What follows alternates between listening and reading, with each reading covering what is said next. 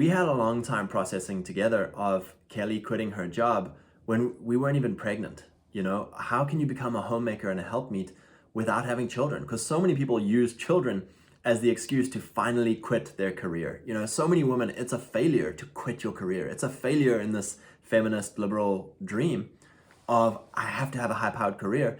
And if I quit my career to be my husband's helpmeet and homemaker, I'm a failure. So I can only do it if I have kids. My value is in what I do so everyone else can see it.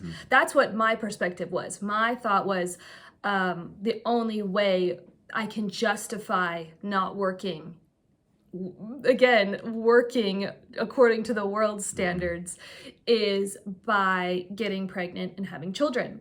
And the timeline for that has not been our chosen timeline. And so here we are, me 3 years into being a homemaker. It's been 3 years since I quit my job to be my husband's helpmeet and to be a homemaker and to manage our home economy. And I still, to this day, get asked, what do you do? Because people don't understand me not having kids. And it's always easier at like events and functions, and like if you have kids, like no one asks you what you do because like, oh, these are your kids and you can talk about your kids.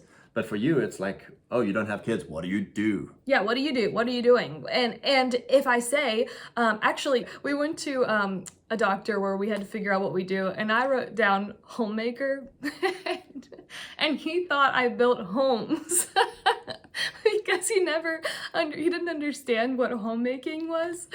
So that was hilarious. But even still, like I have come a long way with this, but it's still is very uncomfortable for me to explain to people that I am a homemaker, because you get the blank stare of, what are you doing with your life? There's no value to that. Every time, actually. I don't think I've met many people who's responded with, oh, that's great. It's more like, oh, this is awkward. Like, they don't know what to say because they've never seen it before. And that was my problem when I quit my job at Trader Joe's. I was filled with shame and guilt and condemnation about quitting my job because I had never met or seen anyone quit their job to be a homemaker without having kids. And that is the justification, like, oh, you can only quit your job once you have kids. And even then, maybe you should work part-time. Yes, because you'll get lonely and... or you'll just sit around watching Netflix. And it's like, who are these people? So, yeah, that would be our encouragement, that... children are a blessing. And if you can get pregnant as soon as you can when you get married, praise God, do it. Do not delay having children at any cost, even if you think you're not ready emotionally, you're not ready physically, you're not ready financially. Trust God with having children. He says in his word that children are a blessing. So why would we put something in the way to withhold that blessing that comes into our life?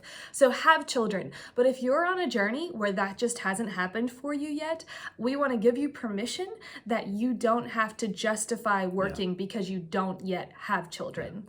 And then two things for that, you know, number one, it's in faith. So for us, it's like, it's in faith. Like we know God is going to bless us with children. So we are going to live as if we are ready for that time, you know? So that's the number one thing for us of Kelly not off working a job in some big career. Is like, no, like I want my wife to be a homemaker with many children. So we're already heading that way. And then number two is, it makes so much more sense for my wife to work for me, to be at home so that she's not stressed out and, you know, working for some other man. When Kelly used to work a job, you know, she'd be super stressed out. I would be super stressed out, and we'd see each other 2-3 hours a day. And our health suffered. Believe it or not, we thought, oh, 2 incomes. And it's like, no, when she quit her job and came home, number one, she was so much more relaxed and joyful. And it's like coming home was like, wow, this is really nice. Like it's peaceful. And you know, she's made us dinner and like the house is clean and wonderful and beautiful. And it's like the whole atmosphere of our life changed. There was space again in our life. And then number two, financially, even on one income, we were now, oh my gosh, now we knew where our money was going because Kelly I wasn't numbing my stress with shopping at TJ Maxx and Michael's and buying stuff because spending money was a way that made me feel good. And also like now, you know, you could prepare meals that were like 1/10 the cost. And like things like keeping a budget and like actually having the space to start keeping our home economy. And time to create things that I want to create, like creating art. I love to be creative. I like making our own home goods and our own art and stuff for ourselves that I never had the energy or time to create because I was suppressed working for someone else. There's such a blessing on, not doing what the world is doing. Use this time to, okay, how can I prepare my body, my mentality, my home to have children? You'll have time now to read, to study your health, to study your body. When I was working at Trader Joe's, I never took my basal body temperature because you have to wake up at a consistent time every day. And there would be some mornings I would wake up at 5:30, some mornings I would sleep in until 7, and I would work at 5 a.m. some days with Trader Joe's, which means I would wake up at 4 a.m.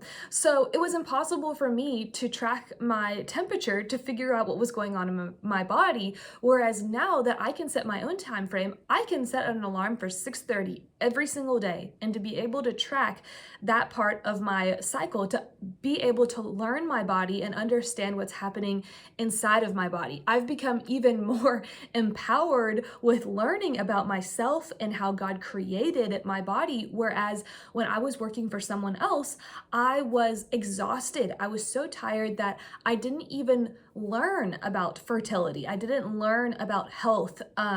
I didn't even have time to care about these things.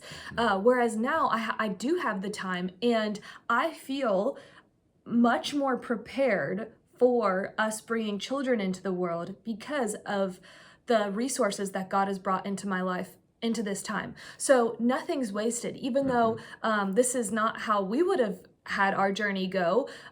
We see this whole journey as it's in God's hands, and He will bring about the things in His timing.